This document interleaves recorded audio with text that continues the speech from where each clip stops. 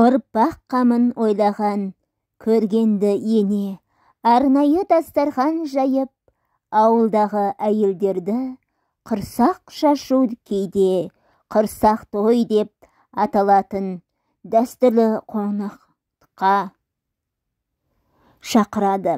Шақырылған әйелдер құр қол келмейді, әрқайсы өз үйлерінен әртүрлі тағам әкеледі.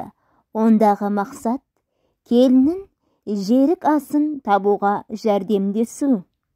Құрсақ шашудың негізгі мәні де мақсаты да осында жатыр. Өйткені бойына алғаш бала біткен тәжірибесіз жас келіншек бұрын-соңды өзінде болмаған сезім түйсіктерді басынан кешеді. Көңілінің неге соғып тұрғанын, тәбетінің қандай асқа ауатынын дөп басып айта алмай, не екенін анық түсінбей аласырып қиналады. Осы бір аса жауапты кезеңде ақыл кеңес айтып, жерігін табуға көмектесіп, мейірім таныту сауабы мол қасиетті іс саналады. Құрсақ тойда жас келін әлгі әйелдер әкелген тағамның бірін сейсініп жесе, оны әзірлеп әкелген әйел қуанып, мәртебесі асып ақ қалады екен. Содан келіннің жерігі қанғанша сол дәмді ас иесі жасап беріп қамқор болады. Алда-жалда бір реткі құрсақ шашу кезінде келіннің аңсары табылмаған жағдайда бәрбір іздеуді тоқтатпайды. Қалайда ретін келтіруге әрекет етіледі. Бұған тек әйелдер ғана емес, келіншектің қайнылары, күйеуінің құрбы құрдас дос-жарандары да қолғабыс етеді. Жабайы аңның, құстың еті, балық секілді әуес дәмдерді тауып әкеліп жәрдем жасайды.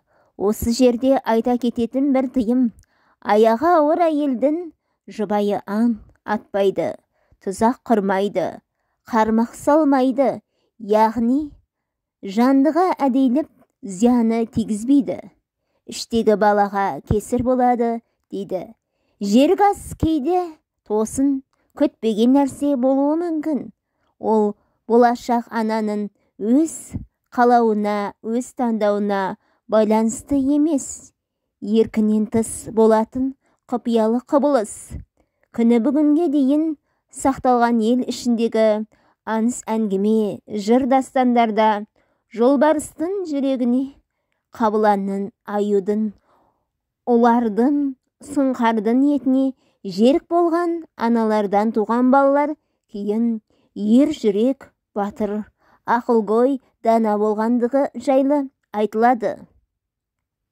Мысалы, әруақты батыр Жалаңтөс бабамыздың анасы Ақтұмар жарықты көкжал қасқырдың төс етіне жерік болған дейді.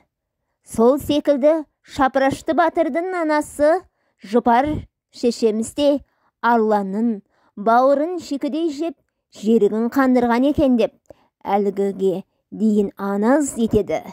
Әрине, аңыз тарих дәлел емес, алайда аңыздың түбінде шындық жатады. Сонымен құрсақ шашу болашақ ана өмірге келер нәрестенің қамын ерте ойлаған, тілегі тұнық, ниеті ақ, мазмұны терең, салиқалы дәстүр. Сан ғасырлар бойы сыннан өткен ел өмірін өнеге болып керегіне жараған ұлағатты рухани мұра аналарымыз басынан өткізген жөн жоба. Алайда біреуі байлықпен деп, біреуі жоқшылықтан жүдеп, теңсіздік тереңдеп бара жатқан мына заманда қалталылар ақша шашып, айға түкіріп, көңіл көтерудің тағы бір түрін шығарыпты.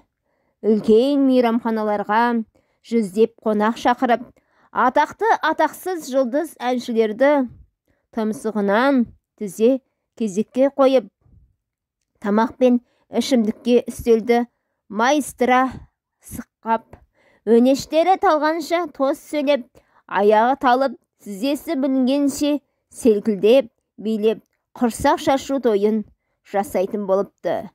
Аты барда заты жоқ Даңғазаның құрсақ шашуға не қатысы бар екенін ұқсам не? Дейсіз, жаман дерт қашанда жұқпалы. Күні ертең жаппай үрдіске айналып кетпесіне кім кемпіл? Ол да мүмкін. Біз тым еліктегішпіз. Елпілдек қызарғанға қызылға жалп ететін анау сетіпті мен негем бүйтпеймін деп кеуде қағып шыға келетін тыраш мақтаншағымыз жетіп артылады. Негізі мән мағынасынан жырдай көрсетер үлгісі берер тәлімі жоқ. Мұндай даңғаза тойлар жастарға не береді?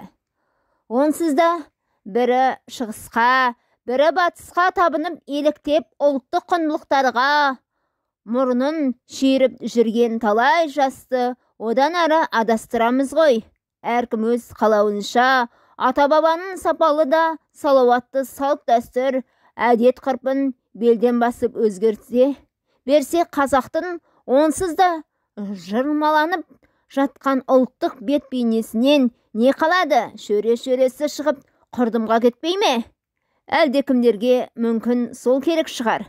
Кім білсін, ұлттың ұлт болып жеке аталуға ие болатын халық ретінде сақталуы, оның тіліне, діліне, өзіне тән ата дәстүр, әдет ғұрпына тікелей байланысты бұрыннан бері белгілі ақиқат екенін неге ұмыта береміз? Әлде қазақ болудан жалықтық па?